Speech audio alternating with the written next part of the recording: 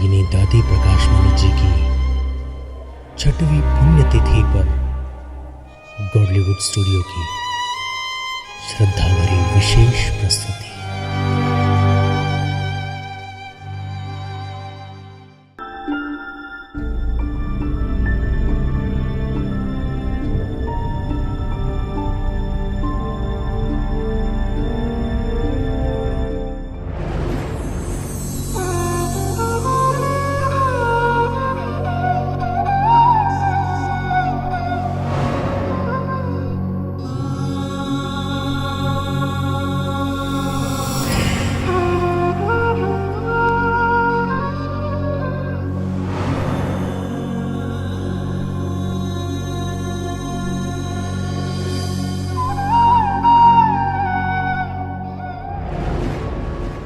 Piece of mind channel में आपका स्वागत है। आज विशेष खबर में आपको हम अवगत कराने जा रहे हैं एक ऐसी महाविभूति से जिनका आध्यात्मिक प्रकाश आज भी पूरी दुनिया को अलौकिक कर रहा है। प्रस्तुत है ब्रह्मा कुमारी संस्था की पूर्व मुख्य प्रशासिका राजयोगिनी दादी प्रकाशमणि की पुण्यतिथि पर स्मृति विशेष पूनम वर्मा के साथ। राजयोगिनी दादी प्रकाशमणि नाम ही काफी है व्यक्तित्व की पहचान के लिए। पूरे विश्व में यह एक ऐसा नाम है जिनके द्वारा प्रवाहित आध्यात्मिक प्रकाश की मणि पूरे विश्व को आज भी प्रकाशमान कर रही है। प्रजापिता ब्रह्मा कुमारी ईश्वरीय विश्वविद्यालय में पूरी जिंदगी देने वाली दादी ने संस्था को एक नन्हे से पौधे से वटवृक्ष के भांति बड़ा करने में महत्वपूर्ण भूमिका निभाई। उन्होंने सूरज की भांति पूरे संसार में न केवल महिलाओं को बल्कि समस्त मानव जाति को एक नया रास्ता बताया। दादी ने महिलाओं को उस दौर में एक सम्मानजनक दर्जा दिलाया जब इस देश में व समाज में महिलाओं के अधिकारों की चर्चा तक नहीं होती थी। आध्यात्मिक ज्ञान और राजयोग के बल पर उन्होंने पूरे विश्व में एक मिसाल कायम की। लाखों लोगों की जिंदगी को उजाला करती हुई उन्हें विश्व की दादी का सम्मान मिला। उन्हें सम्मान तो मिला ही, साथ ही अंतर्राष्ट्रीय शांति दूत तक के अवार्ड से भी नवाजा गया। दादी पूरे विश्व में जाति, धर्म और ऊंच नीच की दीवारों को तोड़ते हुए एक बेहतर समाज की स्थापना में तत्पर रहीं। महिला प्रधान एक छोटी सी संस्था को पूरे विश्व के पटल पर प्रतिस्थापित करते हुए 25 अगस्त 2007 को इस दुनिया से विदा हो गई। प्रजापिता ब्रह्मा कुमारी ईश्वरीय विश्वविद्यालय की पूर्व मुख्य प्रशासिका राजयोगिनी दादी प्रकाशमणि एक ऐसा नाम था जिन्होंने अध्यात्म के पथ पर चलते हुए समस्त मानव जाति के लिए एक नई इबारत लिख गई।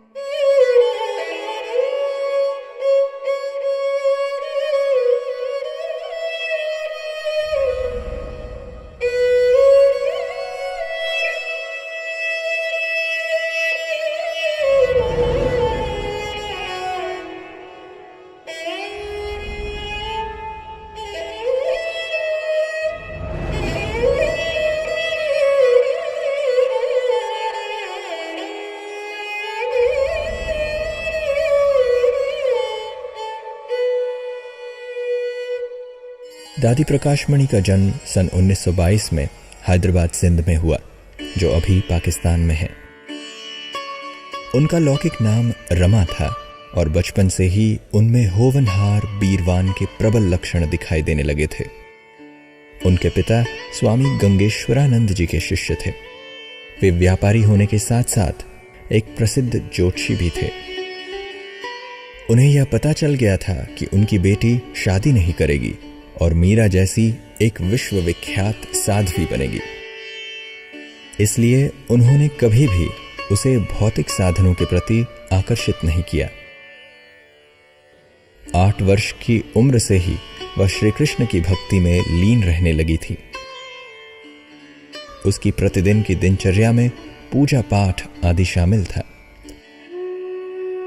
यही नहीं, श्री कृष्ण की मूर्ति से उन्हें इतना लगाव था कि वह रात्रि सोने से पूर्व भी उसे झूले में झुलाती थीं, फिर सोने जाती थीं।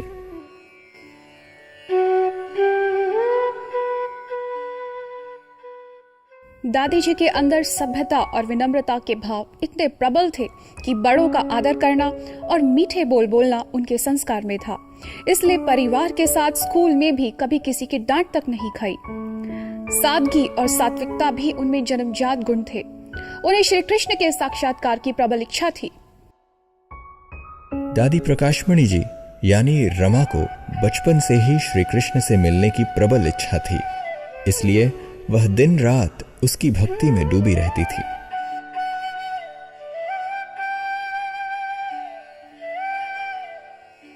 वह श्री कृष्ण की मूर्ति को हमेशा अपने साथ रखती थी। उन्हीं दिनों 1936 में ओम मंडली के सत्संग में जो भी ब्रह्मा बाबा के सामने जाता उसे श्री कृष्ण का साक्षात्कार हो जाता था।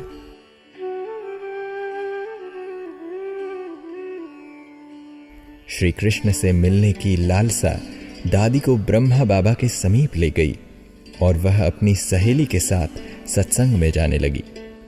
उस समय वह मात्र 14 वर्ष की थी। यहीं से उनका रुझान उस सत्संग की ओर आरंभ हुआ जो बाद में ईश्वरीय मिशन का रूप लेता गया। सन 1936 का समय संस्था का प्रारंभिक दौर का समय था।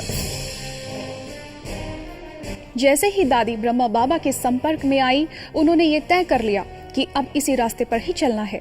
यहीं से उनके आध्यात्मिक पथ का सफर शुरू हो गया। प्रजापिता ब्रह्मा बाबा भी दादी प्रकाशमणि को देखते ही ये समझ गए थे कि यह बच्ची संस्था को नई ऊंचाइयों पर ले जाएगी और संस्था का नेतृत्व करेगी। संस्था में पूर्ण रूप आने के बाद उन्हें श्री कृष्ण का पहला साक्षात्कार हुआ।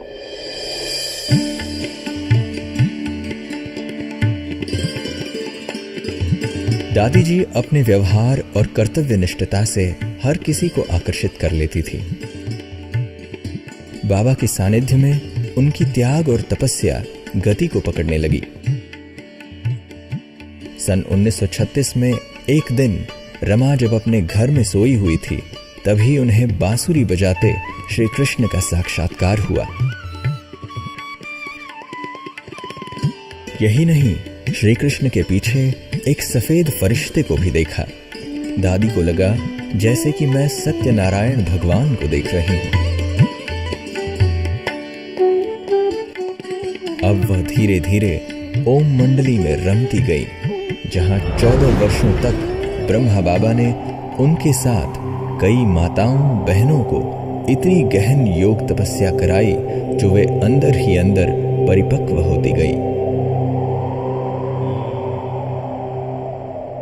हम आए, दादी थोड़ा पहले आई थी। ब्रह्मा कुमारी जीवन एक आदर्श जीवन है, ऐसा हमने दादी जी के जीवन से देखा। दादी जी का दिव्य धारणा युक्त जीवन, उनकी मुस्कान अनेक ब्रह्मावत्सों को उत्साह उमंग भर देता था। सबसे पहले दादी जी ही बाबा के पास आई थी और शुरू से लेकर बाबा के साथ रही, जिस कारण जैसे बाबा चलाते रहते थे उसी प्रकार बाबा के जाने के बाद हम सबको ऐसे ही लगता था जैसे बाबा ही स्वयं चक्कर लगा रहे हैं।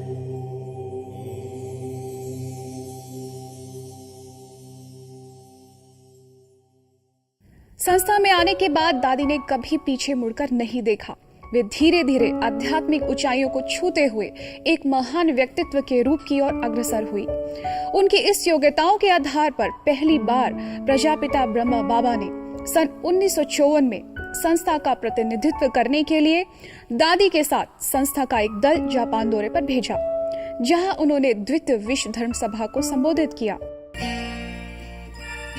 ओम मंडली में आने के बाद बाबा ने दादी जी का नाम कुमार का रखा।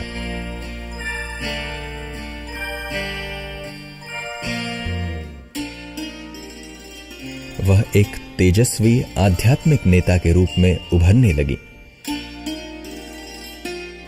जापान में धर्म संसद का नेतृत्व करने के बाद अब बाबा उन्हें बड़ी जिम्मेदारियों के लिए भी आगे बढ़ाने लगे। इसके बाद वे मुंबई के सेवा केंद्रों की प्रभारी बनी। फिर तो उनके निर्देशन में पूरे महाराष्ट्र क्षेत्र में सेवाओं का विस्तार हुआ और 1974 में उन्हें महाराष्ट्र के साथ साथ कर्नाटक और गुजरात का प्रभार भी सौंपा गया। यह कारवां बढ़ता रहा और उनके साथ 6 सदस्यों के दल ने विश्व में कई देशों में जाकर अनेक सेवा केंद्रों की नींव रखी और भारतीय संस्कृति को एक नया रूप देना प्रारंभ कर दिया।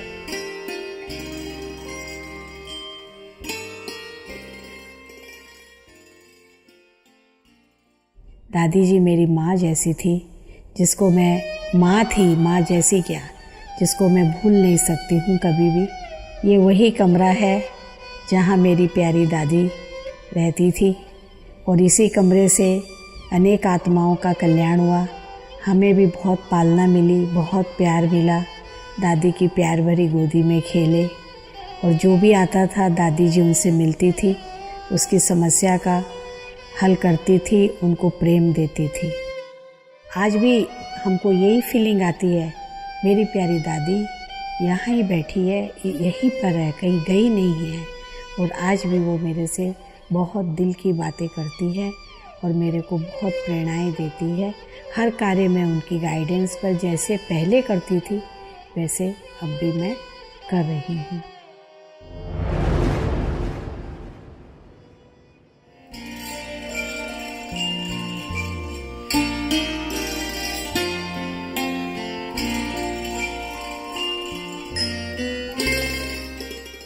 प्रजापिता ब्रह्मा बाबा ने इनके तेज और आध्यात्मिक प्रकाश को देखते हुए दादी को प्रकाश मणि के नाम से सुशोभित किया। अब दादी परिपक्वता की पूरी ऊंचाइयां छू चुकी थी। ओम मंडली के सभी लोगों का सही तरीके से सार संभाल और उनकी दूरदर्शी बुद्धि ने सहज ही उन्हें एक विश्व स्तरीय मंच पर लाकर खड़ा कर दिया। संस्था की पहली मुख्य प्रशासिका जगदम्बा सरस्वती ने सन 1965 में अपने पुराने कलेवर को छोड़ा। उसके बाद ब्रह्मा बाबा ने अधिकतर कार्यभार दादी प्रकाशमणि जी को देना आरंभ कर दिया। वह धीरे धीरे बाह्य और आंतरिक नेतृत्व संभालने लगी। दादी जी फिर देश भर में भ्रमण कर सेवाओं का कार्यभार देखने लगी। ओम मंडली अब प्रजापिता ब्रह्मा कुमारी ईश्वरीय विश्वविद्यालय के नाम से विख्यात होने लगा। फिर तो धीरे धीरे संस्था के संस्थापक प्रजापिता ब्रह्मा की स्थिति भी उपराम होने लगी। दादी प्रकाशमणि के साथ बहुत ही पुराना संबंध था। 1957 से वो बॉम्बे में आए, तब से रहा। 63, 64 से 69 जनवरी तक बॉम्बे में गामदेवी सेवा केंद्र के इंचार्ज रहे। यूनाइटेड नेशंस में भी हम लोग गए थे दादी जी के साथ। तो दादी जी ने भारत का जो झंडा था, ध्वज था, फ्लैग था, उसके नीचे में खड़े रह करके कहा, मुझे रमेश, एक दिन ब्रह्मा कुमारी भी ये यूनाइटेड नेशंस की एक पार्टधारी बन जाएंगी संस्था। तो उसके हमने दादी जी को कहा कि अवश्य ही होगा, क्योंकि विश्व सेवा के अंदर विश्व का मालिक जो है, विश्व सेवाधारी जो परमात्मा है, उसका तो जरूर यूनाइटेड नेशंस के द्वारा कारोबार होना चाहिए। अब दादी को महान और बड़ा नेतृत्व मिलने का वक्त आ गया था। 18 जनवरी 1969 को प्रजापिता ब्रह्मा बाबा ने अपने नश्वर शरीर का त्याग कर दिया तथा उन्होंने इस संस्था की बागडोर दादी प्रकाशमणि के हाथों में सौंपकर इस दुनिया से विदा हो गए। 18 जनवरी 1969 का दिन इतिहास के पन्नों में हमेशा के लिए दर्ज हो गया कि जब प्रजापिता ब्रह्मा बाबा ने अपने भौतिक कलेवर का त्याग किया। वह एक ऐसा वक्त था जब पुरुष प्रधान समाज में महिलाओं के अधिकारों की चर्चा तक नहीं होती थी, परंतु ब्रह्मा बाबा के बाद दादी प्रकाशमणि ने अपने तप और आध्यात्मिक आभा के बल पर परमात्मा के कार्यों को आगे बढ़ाने का बीड़ा उठाया और शिव शक्तियों का कारवां आगे चल पड़ा। दादी जी ने कुशल नेतृत्व करते हुए संस्था को असीम ऊंचाइयां दी। वह भाई बहनों को साथ लेकर चलीं और माताओं और बहनों की बेहतरीन पालना करते हुए उन्हें एक शक्ति सेना की शक्ल दी। अब उनका लोहा हर कोई मानने लगा था। चाहे सम्मेलन हो या संगोष्ठी, सभी में दादी जी को आमंत्रित किया जाने लगा। ऐसा नहीं था कि समाज में इस महिला प्रधान संस्था को लोगों ने सीधे सीधे स्वीकार कर लिया। कई बाधाएं आई, परंतु दादी के ममत्व, स्नेह और तपस्या के बल ने सभी को नारी के शक्ति होने का एहसास कराता रहा। उनके सामने जो भी आता था वे उनके प्रबंधन और अदम्य साहस का मुरीद हो जाता था। अब लोगों को यह आभास होने लगा था कि महिलाएं नर्क का द्वार नहीं बल्कि स्वर्ग का द्वार हैं। सन 1972 से लेकर 1980 तक देश विदेश में आयोजित कई अंतर्राष्ट्रीय सम्मेलनों का नेतृत्व करने का उन्हें अवसर मिला। परमात्मा के संदेश को पूरी दुनिया में फैलाने की उनकी योजनाएं साकार स्वरूप लेने लगी। समाज के हर क्षेत्र में सेवाओं का विस्तार हुआ। माउंट आबू अंतर्राष्ट्रीय मुख्यालय से ही पूरे विश्व की गतिविधियां संचालित होने लगी। बैंगलोर विधानसभा के बैंक्वेट हॉल में world conference on human survival का आयोजन किया गया। दादी प्रकाश मणि के नेतृत्व में बड़ी संख्या में लोग देश और विदेश में जुड़कर अपनी जिंदगी को बेहतर बनाने में जुट गए। मानवता की बेहतरीन सेवाओं को देखते हुए सन 1981 में संस्था को संयुक्त राष्ट्र संघ द्वारा परामर्शदाता समिति का सदस्य मनोनीत कर लिया गया और साथ ही समाज के विभिन्न वर्गों के सेवाओं के लिए 1982 में राजयोग शिक्षा एवं शोध प्रतिष्ठान की स्थापना की गई। अब संस्था एक वट वृक्ष का रूप ले चुकी थी। चारित्रिक उत्थान की मशाल लेकर यह संस्था आगे बढ़ती रही। इसे और विस्तार देने के लिए दादी जी के ही निर्देशन में 18 प्रभागों का निर्माण किया गया और सन 1983 में पहले यूनिवर्सल पीस कॉन्फ्रेंस का आयोजन माउंट आबू में किया गया। इसमें धर्मगुरु दलाई लामा समेत कई बुद्धिजीवियों ने भाग लिया। इसके साथ ही 1984 में अमेरिका, ब्रिटेन और यूरोप सहित 13 देशों में दादी जी ने भ्रमण कर मानवीय सेवाएं की।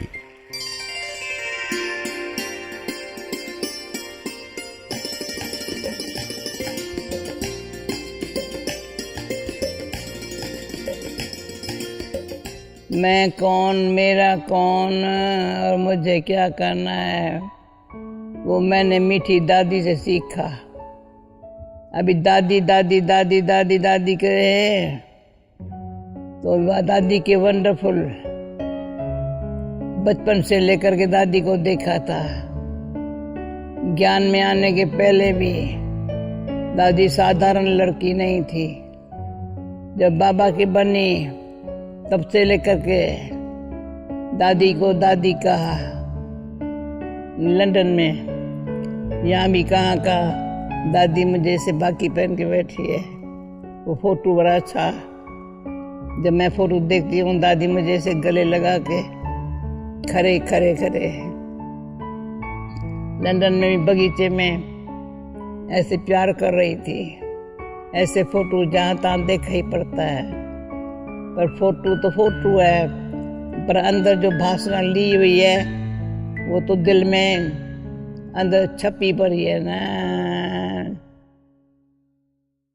संस्था के महान सामाजिक कार्यों के लिए राजयोगिनी दादी प्रकाश मणि को 1987 में अंतर्राष्ट्रीय शांति दूत से नवाजा गया। संस्था ने अपने 50 वर्ष पूर्ण कर लिए थे, जिसके उपलक्ष्य में 1986 में गोल्डन जुबली वर्ष भी मनाया गया। साथ ही संस्था को संयुक्त राष्ट्र संघ द्वारा पीस मेडल भी दिया गया।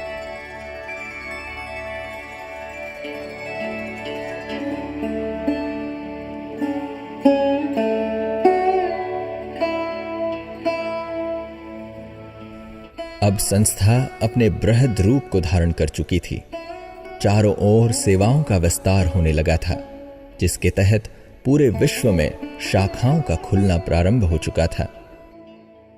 सन 1988, 1989 एवं 1990 में global cooperation for a better world समेत कई प्रोजेक्ट चलाए गए, जिसको 122 देशों में एक साथ चलाया गया। इसमें भारत के पूर्व प्रधानमंत्री राजीव गांधी समेत कई प्रख्यात हस्तियों ने संस्था के कार्यों को सराहा तथा पूरा सहयोग दिया। उनके निर्देशन में यह संस्था अब सभी वर्गों में अपनी पैठ बना चुकी थी। इसको देखते हुए मोहनलाल सुखाड़िया विश्वविद्यालय ने दादी जी को डॉक्टरेट की उपाधि से नवाजा।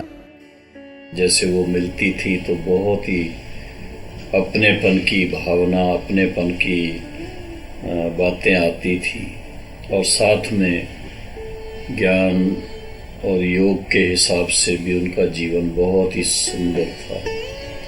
एक नेचुरल जीवन क्या होता है, ईश्वरी जीवन, उनके प्रैक्टिकल लाइफ से दिखता था। 14 मास 14 महीने दादी जी हमेशा मुझे यही चाहती थी कि आसपास रहे, साथ में हम लोग बैठकर ईश्वरी महावाक्य जिसको हम मुरली कहते हैं वो पढ़ते थे। दादी जी थोड़ा सुनाते, फिर मुझे दे देते कि आप सुनाओ।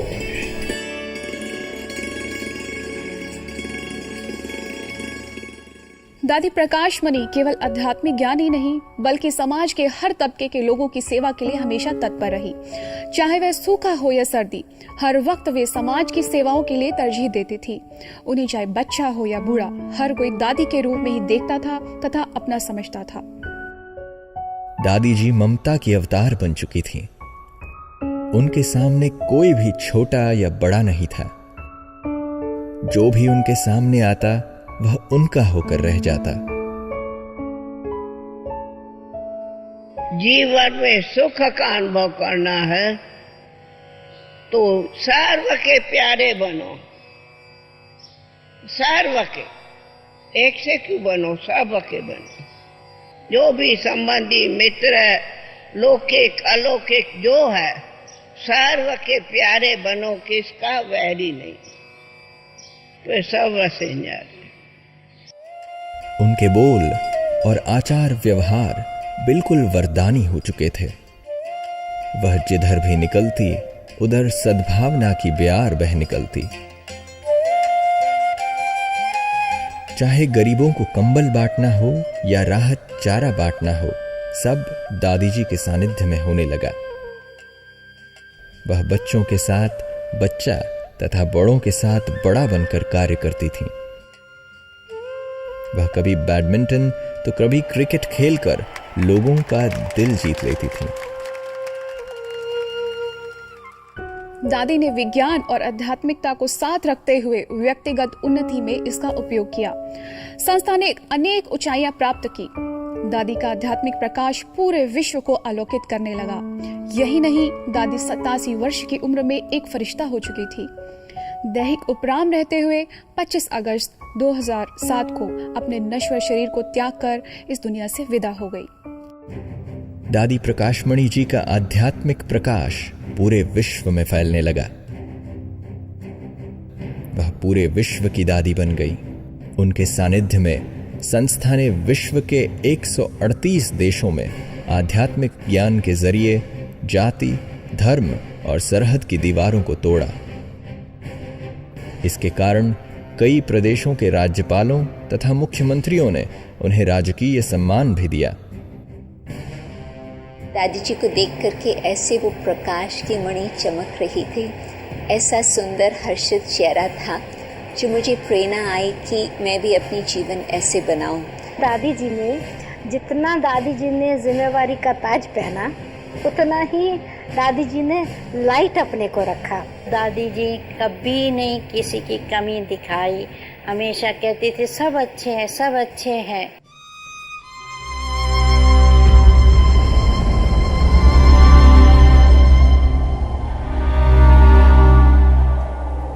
पूरी दुनिया को प्रकाशमान करती हुई दादी प्रकाशमणि 25 अगस्त 2007 को शनिवार प्रातः 10:10 पर हम सबकी स्थूल आंखों से ओझल हो गईं।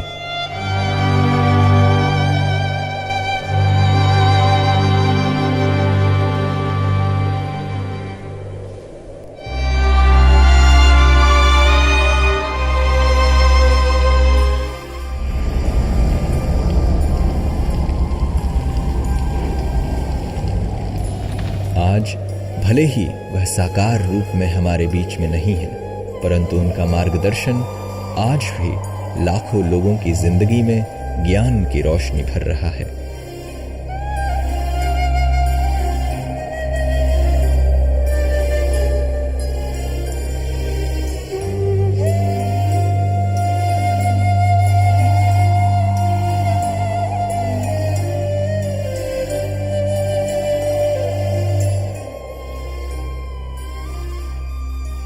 आज दादी हमारे बीच नहीं है, परंतु उनके आध्यात्मिक प्रकाश से लाखों लोग अपनी जिंदगी में उजाला भर रहे हैं। उनकी छठी पुण्यतिथि पर ऐसी महान विभूति को शत शत नमन करते हैं।